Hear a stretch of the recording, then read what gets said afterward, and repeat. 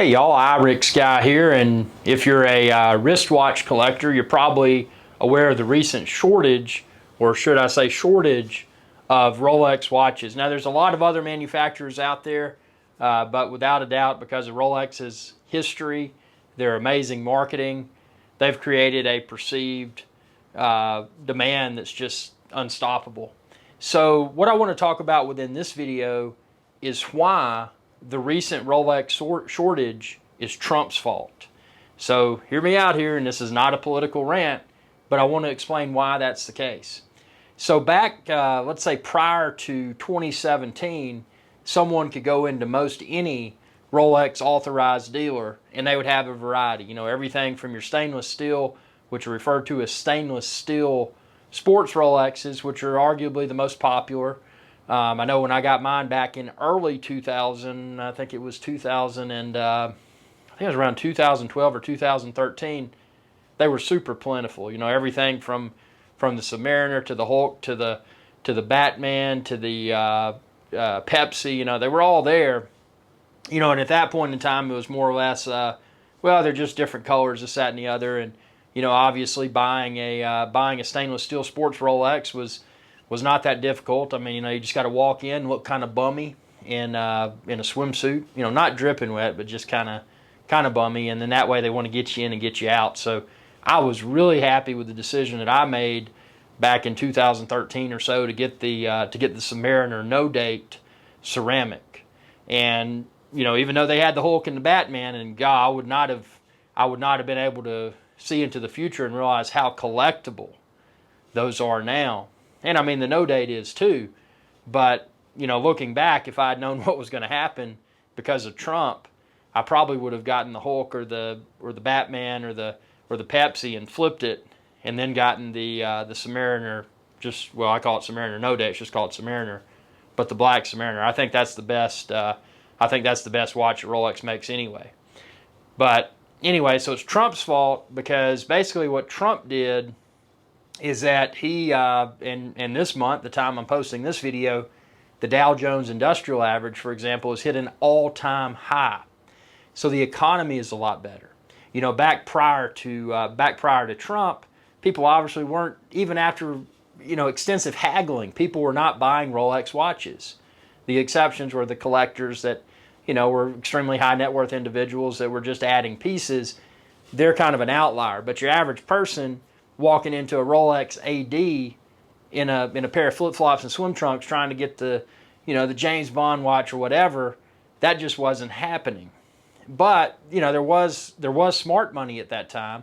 You know, people that had been saving for a while, people that knew what they wanted, and they knew that that was an opportunity because the economy prior to 2017 was horrible. And it was a situation where, you know, these stores, these Rolex ADs, these Rolex boutiques, whatever you want to call them, Rolex authorized dealers, they were just overflowing with products. You know, everything from what's now your super duper collectible Rolex models, you know, all the way, you got the stainless steel, you got the gold, you got the, you know, all the other precious metals, you got all of that. They had everything. They had everything, and you could actually go in to most authorized dealers and be a stiff negotiator and walk out with a significant discount. I mean, a significant discount, especially overseas. But that doesn't happen anymore because all of the Rolex authorized dealers, they have next to nothing. They have a date just or two. And I'm not just overgeneralizing here. I'm saying big cities, you know, New York City, all of those places, Switzerland. You go into these places, they have nothing. They've got a few date just, and that's about it. So the, you know, all the stainless steel sports models, which without a doubt are the most popular in my opinion and the opinion of others, they're the most popular Rolex watches. Those cannot be found anywhere. And again, it's because of Trump. Because what Trump has done, Trump has, I mean, after he came aboard and improved the economy, people had money, people had jobs, and they were going to go out and they were going to get these watches because they felt good, and, you know, they wanted, inevitably, because of Rolex's awesome marketing. I'm not saying Rolex is not one of the best watches in the world. I think they are. But I think because of their marketing, I think that people have a, even people that aren't watch collectors, when they hear Rolex, they think that's the best watch on the market. and that's heavily linked to marketing. Now, they do have a very solid watch. You can swim with it. I mean, not every reference, but the Submariner, for example, you can swim with it. Don't have to worry about it as long as your crown's screwed down. I mean, they're very robust tool watches. The stainless steel sports, especially, and that's what I like. I don't care for the other Rolexes, but the stainless steel sports like the Submariner and the GMT. I mean, those things are built like a tank, and they're built to last. So, you know, so the people, because of the improved economy, they went into these authorized dealers, and they're, you know, well, they got a job now, you know, they got everything's going well in the stock market, whatever, so they want to get something nice. And they want, you know, maybe a James Bond watch, you know, the Submariner. They go in there, they want to get that, and there's nothing to be had. You know, all that authorized dealer has is Datejust, you know, the dressy type watches. That's all they have. And again, this is because so many people flooded the Rolex ADs, the Rolex authorized dealers, because of the improved economy. They just rushed down to buy stainless steel sports Rolex watches, and they sold out. So, you know, there's other people that will argue, and Archibald Chesterfield III is a prime example. He's got a lot of videos about the Rolex shortage, a ton of them. Check them out. But there's a lot of people that will argue that the shortage has been artificially created by, say, Rolex themselves. And I personally don't think that's the case. But there's people with strong arguments saying that that seems to be the case, because what they're basically trying to do, they're trying to create a perceived shortage so that, you know, in the past, from authorized dealers, someone that was a good negotiator like myself could get an extremely good deal for a Rolex.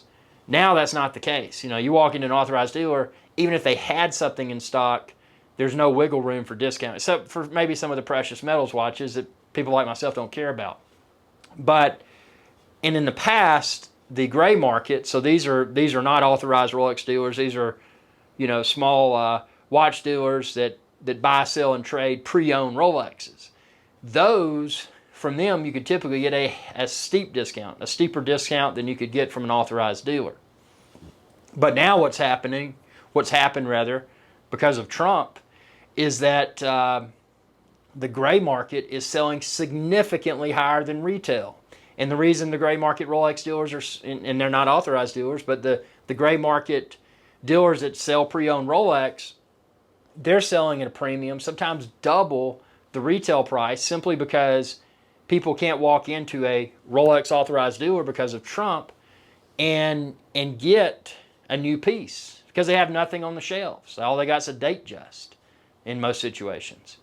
So it's created this even more heightened perceived demand for the Rolex brand. So inevitably what's going to happen, if Rolex does increase their production and then the market becomes flooded with watches, then it's going to be really weird, because if the market is flooded again because they increase production, then the gray market dealers, or gray market sellers, I guess I should say, they're not going to be able to mark theirs up as much, because now the product's going to be available again in the authorized dealer.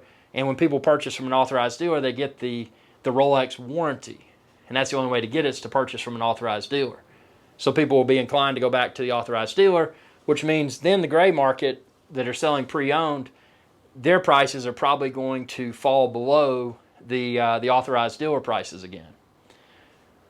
But to other people's argument, to reference other people's arguments rather, what people have speculated may be happening. Again, I think it's Trump that has created the Rolex shortage.